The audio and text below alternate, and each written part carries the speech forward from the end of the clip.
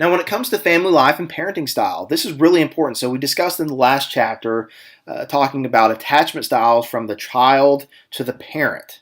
Now we're going to look at the parenting style, which is, of course, you probably didn't need this explanation, but from parent to child. So how does the parent engage with, and what's the model they use, what's the style they use for their child? This is really interesting right here. I love going through parenting styles because you can really see whenever somebody reaches adolescence or into adulthood what type of parenting style they received.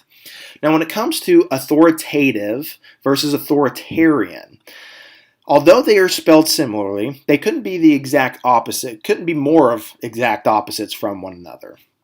Now, when it comes to the authoritarian parenting style, this is whenever the parent tends to act like a dictator to the child. So it's the my way or the highway type of parents where they expect the child to be completely obedient.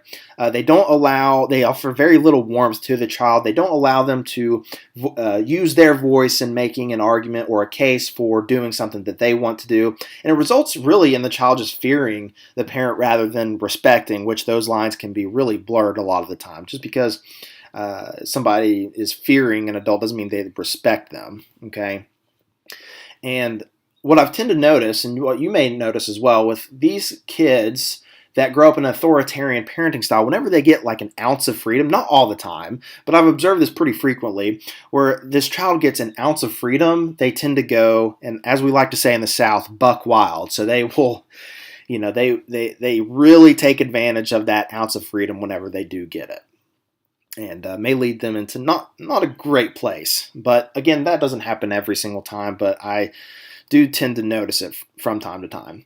Now, your authoritative, going the exact opposite, the authoritative parenting style, this is the healthiest. This is whenever the parent gives reasonable demands. They provide a lot of warmth to the child. They're very affectionate, they're reasonable, and they're appropriately strict. It's not like they're just allowing the kid to do what they want when they want.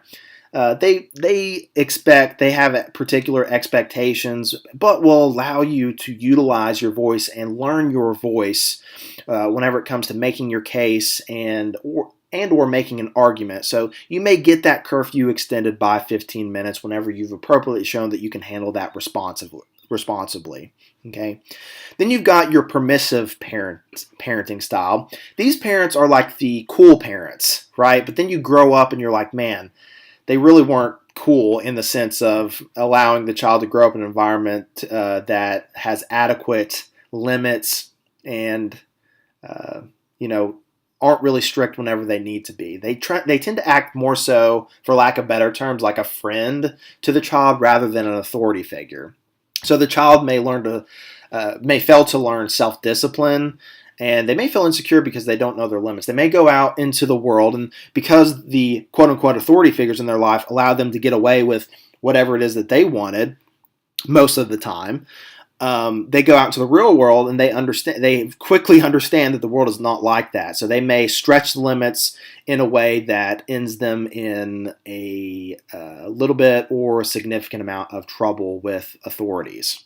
Not all the time, again, but when you don't have that self-discipline, you don't know limits, and the authority figures mostly let you do what you want, you can see how that develops inappropriately in adulthood.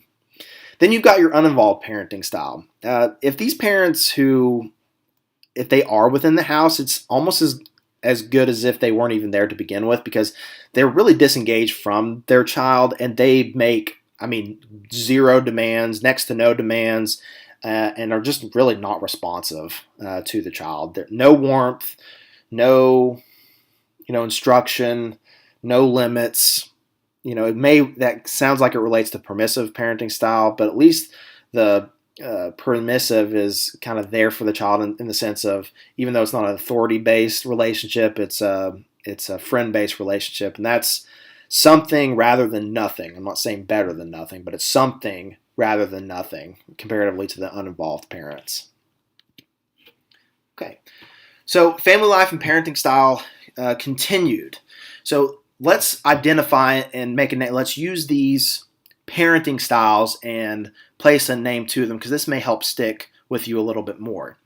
So a martyr is a parent who will do anything for the child, and that may later be used to gain compliance from the child. A pal is the permissive parent who wants to be the child's friend and sets few limitations. That sound familiar? Like we just mentioned in the last slide. The police officer / drill sergeant is similar to the authoritarian or the dictarian, the dictatorship parent, with a primary focus on obedience and may find it difficult to let the child learn and grow. The teacher counselor parent, they pay a lot of attention to expert advice on parenting, but at the same time they almost seek to rear like a perfect child, which we are not perfect. Humans are not perfect by any stretch of the imagination, but I can see where these teacher counselor parents, they kind of overdo it and they want to make like this perfect child or perfect human, which is just unrealistic. Okay, and the athletic coach style of parent, they help the child understand what needs to happen in certain situations and provide guidance. Now, the impact of class and culture is closely related to parenting style.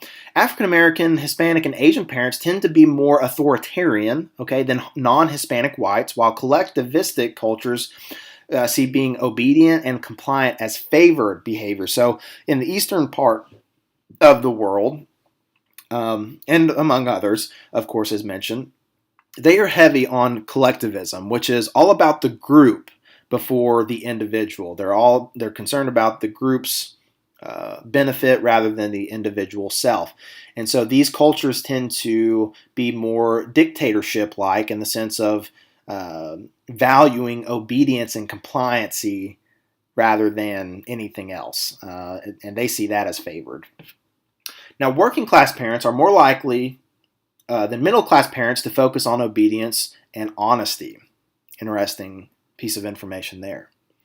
Now, between 1981 and 1997, the amount of time parents spend with their children increased overall, and that's increased ever since then as well. So 75% of children under the age of 5 are in child care programs with others cared by other family members or friends. Interesting. Many factors determine the quality of childcare, including the student-teacher ratio, definitely for sure, the physical environment, and provider skill.